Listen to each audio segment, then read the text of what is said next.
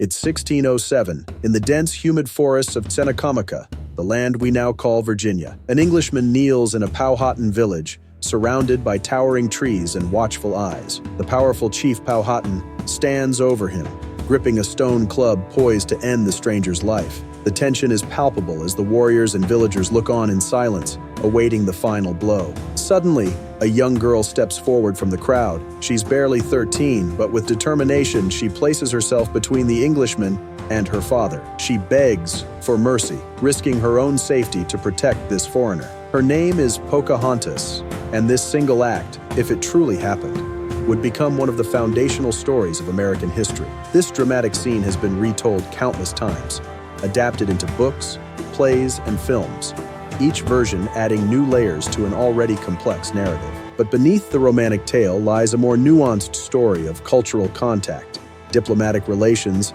and the harsh realities of colonial expansion. As we unravel this story, we'll explore not just what might have happened in that village in 1607, but the broader context of two cultures meeting at a pivotal moment in history. The reality we discover may be more compelling than the myth we've inherited. Born around 1596, Pocahontas entered a world far more sophisticated than English observers initially recognized. Her birth name was Amanute, and she carried a private name, Meticulous, used only by those closest to her. Pocahontas was a nickname meaning playful one, or mischievous girl, reflecting her lively spirit and perhaps her special status within the community. As a daughter of Werowocomoco, known to the English as Chief Powhatan, she grew up at the heart of a complex political confederation. The world of Pocahontas's childhood was one of intricate social hierarchies and sophisticated diplomatic protocols.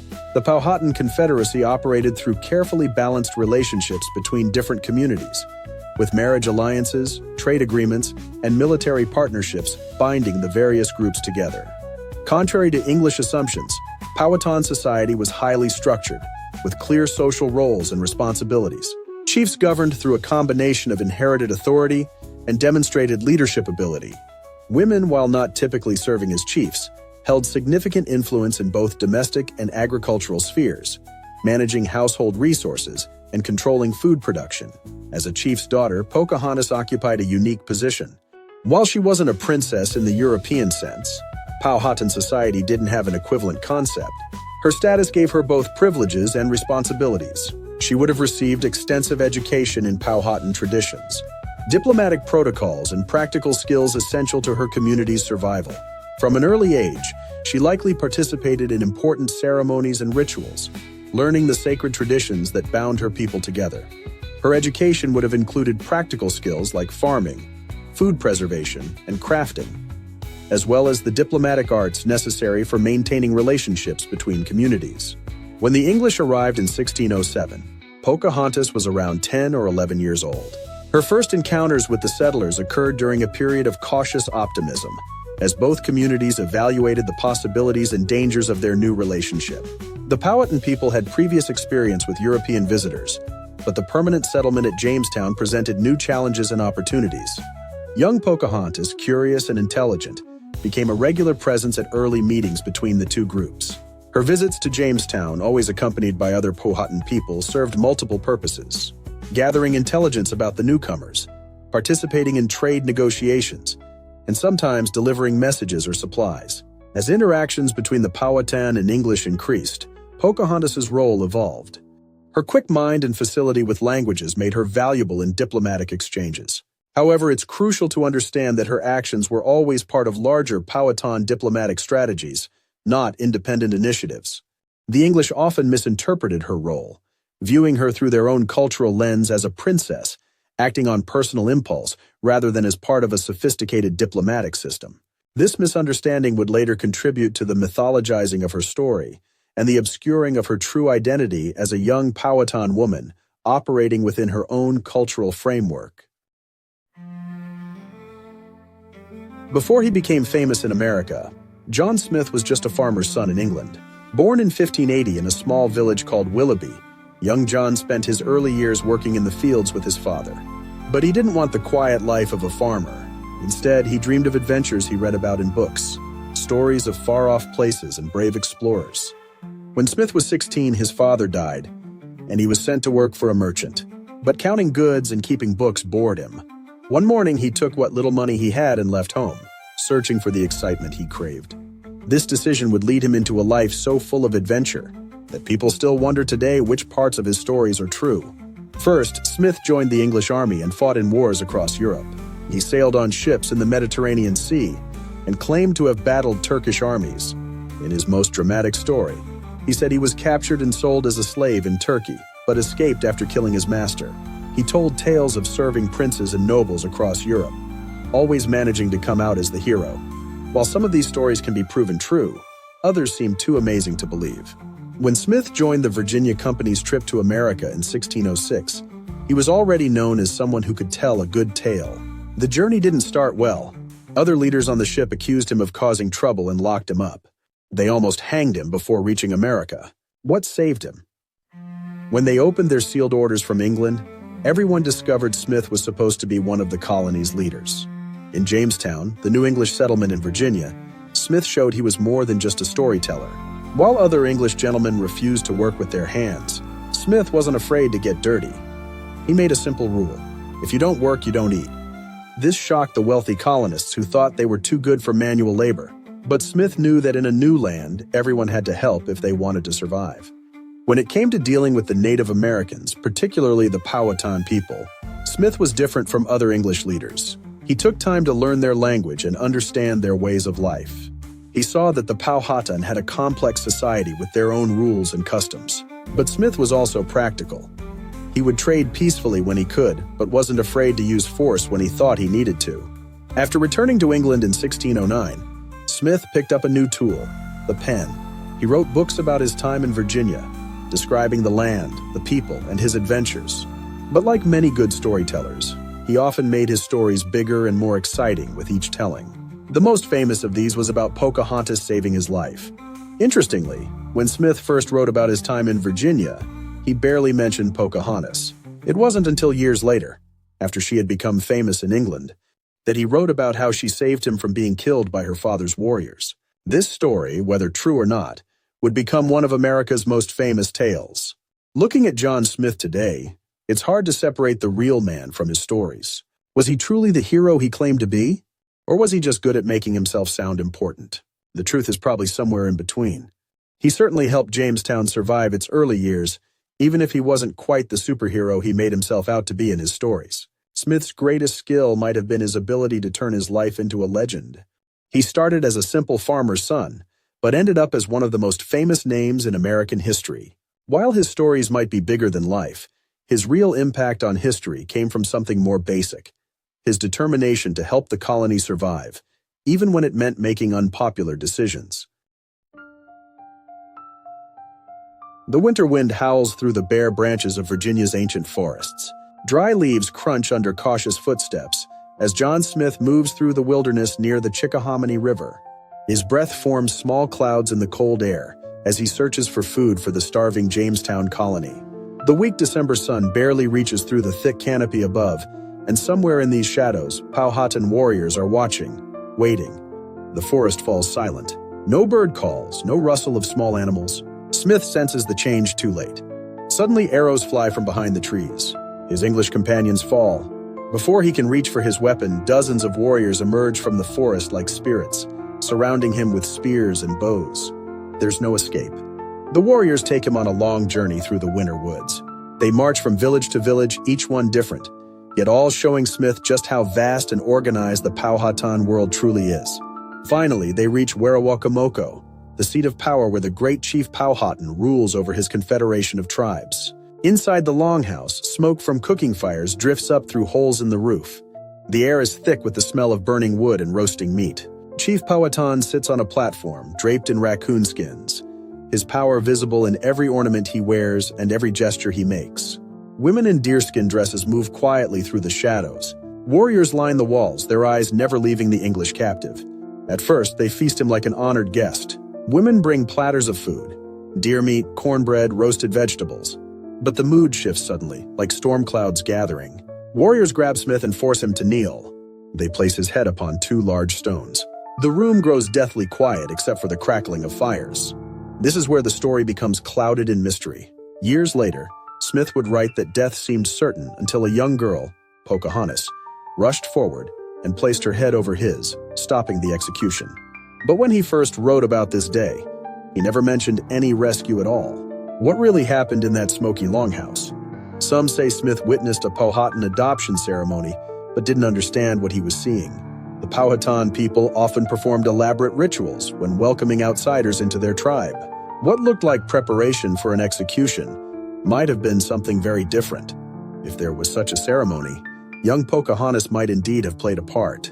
At 10 or 11 years old, she would have known her role well, not as a dramatic savior, but as an important participant in a solemn tribal custom. The smoke from the fires, the warriors' stern faces, the tense atmosphere, all might have been part of a ceremony Smith simply didn't recognize. Days later, Smith returned to Jamestown alive. Soon after, Pocahontas began appearing at the settlement with groups bringing food. Corn when the settlers were starving, turkeys when their supplies ran low. She became a familiar sight at the colony, watching the strange ways of the English with curious eyes, while they in turn watched her, seeing in this young girl a bridge between their two worlds. The harsh winter winds continued to blow through the forests of Virginia, but something had changed. For a brief time, two vastly different peoples found ways to help each other survive. Whether Pocahontas saved John Smith's life that day, or simply played her part in a traditional ceremony, the meeting marked the beginning of a complex relationship that would shape the future of a continent. Snow falls softly outside the Tudor-style house in London, where John Smith sits at his writing desk. It's 1624, 17 years after his time in Virginia. His quill scratches against parchment as he writes his most famous book, The General History of Virginia. The fire crackles in the hearth as he pauses, remembering, or perhaps reimagining, that day in Werowocomoco. The same winter stars that shone over him in Virginia now glitter above London's rooftops. But something has changed. Pocahontas, that young girl from his Virginia days, has become famous in England. She lived here, walked these same streets, dined with the king, and now she's gone, buried in an English churchyard far from her native soil. Smith dips his quill again, this time as he writes about that day in the Longhouse. He adds something new, the dramatic rescue, the young girl throwing herself between him and death. The words flow easily now, creating a tale of salvation and courage that will echo through centuries. But in his own earlier writings locked away in a chest nearby, there is no mention of this rescue. In his first letter about Virginia, written just after it supposedly happened, he describes his capture but says nothing about Pocahontas saving him. In his detailed map and accounts from 1612, she appears only as a young girl who sometimes brings food to the starving settlers. Down the narrow London streets, in libraries and private studies, other accounts tell different stories. Spanish spies who reported on the English colonies never heard of this dramatic rescue. Letters between colony leaders don't mention it. The silence is striking. What they do tell us paints a different picture. We know the Powhatan people had complex ceremonies for turning enemies into allies. Like a play in a theater, these rituals followed careful steps. First, the captive would face a seemingly deadly threat. Then, at the crucial moment, they would be saved and welcomed into the tribe. In the Longhouse that day, the flames would have cast dancing shadows on the walls. The air would have been thick with tension, but perhaps it was the tension of ceremony, not true danger. The warriors would have known their parts well. Chief Powhatan, seated in his place of honor, would have watched everything unfold according to tradition. Young Pocahontas, raised in these traditions, would have known exactly what to do. If she stepped forward that day, it wasn't in desperate rebellion against her father. She was performing her role in an ancient ceremony, helping to turn an outsider into an ally. The truth hides in the spaces between these different stories. Smith's early silence speaks as loudly as his later dramatic tale. The Spanish spies' reports, the missing mentions in colonial letters, the well-documented Powhatan ceremonies, all these pieces suggest something very different from the rescue story we know today. But here's what makes it more intriguing. Smith had told similar stories before. Years earlier, in his writings about fighting in Eastern Europe, he described being saved from death by a noble lady named Charatza Tragabigzanda. The pattern is striking. A foreign captive, a powerful leader ready to kill him, a brave woman stepping in to save his life. As Smith's quill moves across the page in his London study, is he recording history or creating legend? Perhaps he's doing both. The real story, of complex ceremonies, of two cultures trying to understand each other, of a young girl and a foreign soldier playing their parts in a diplomatic dance, might be less dramatic than his famous rescue tale. But it tells us more about who these people really were and how they lived.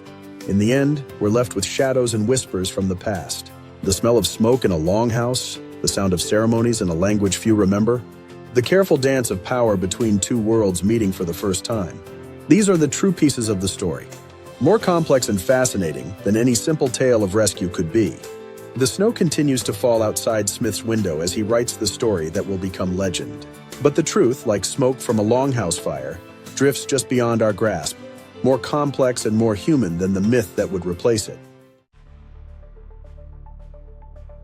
The morning mist hangs heavy over the Pamunkey River in 1613. A young woman walks near the water's edge, unaware that English eyes are watching from the shadows. She is no longer the child who once turned cartwheels in Jamestown streets. At 17, Pocahontas has grown into a respected member of her community, recently married to a warrior named Kocoum. But everything is about to change. Captain Samuel Argall's ship lies hidden around the river's bend. He has plotted this moment carefully, working with native allies who betrayed Pocahontas' location. The English have decided they need leverage against Chief Powhatan, whose patience with the expanding colony has worn thin. His beloved daughter will become their bargaining chip. The attack comes swiftly. Before she can cry out, Pocahontas is seized and hustled aboard the waiting ship. The sails fill with wind, carrying her away from everything she has ever known. The shoreline where she played as a child disappears into the distance. Her father's realm, the only world she has known, fades like the morning mist. In Jamestown, they lodge her with Reverend Alexander Whitaker, who begins teaching her English ways. The sounds of her native tongue are replaced by English words. Her deerskin clothes give way to heavy English dresses. They tell her she must change to survive in this new world, and perhaps they are right. But Pocahontas is no passive captive. Just as she once learned the diplomatic ways of her father's court, she now learns to navigate English society. She takes their Christian teachings seriously, finding perhaps something meaningful in this new faith, or perhaps seeing it as another way to bridge two worlds. They give her a new name, Rebecca, but behind her English clothes and Christian prayers, she remains her father's daughter. Months pass. Chief Powhatan, faced with an impossible choice, negotiates with the English, but refuses to meet all their demands. He returns some English prisoners and weapons, but holds back, perhaps knowing that full submission would destroy his people's way of life. The English keep his daughter. During this time, a tobacco planter named John Rolfe begins visiting Pocahontas. He's not the dashing adventurer John Smith was, just a widower who has found success growing Spanish tobacco. But he shows genuine interest in her, writing long letters about his growing feelings and his desire to save her soul through Christian marriage. The spring of 1614 brings change. Pocahontas agrees to marry Rolfe. We can only guess at her reasons. Protection in this strange new world? Real affection? Political wisdom? Whatever moved her heart, the marriage creates peace between the English and the Powhatan. They call it the Peace of Pocahontas, though she has paid for it with her freedom. Life with Rolfe brings some stability.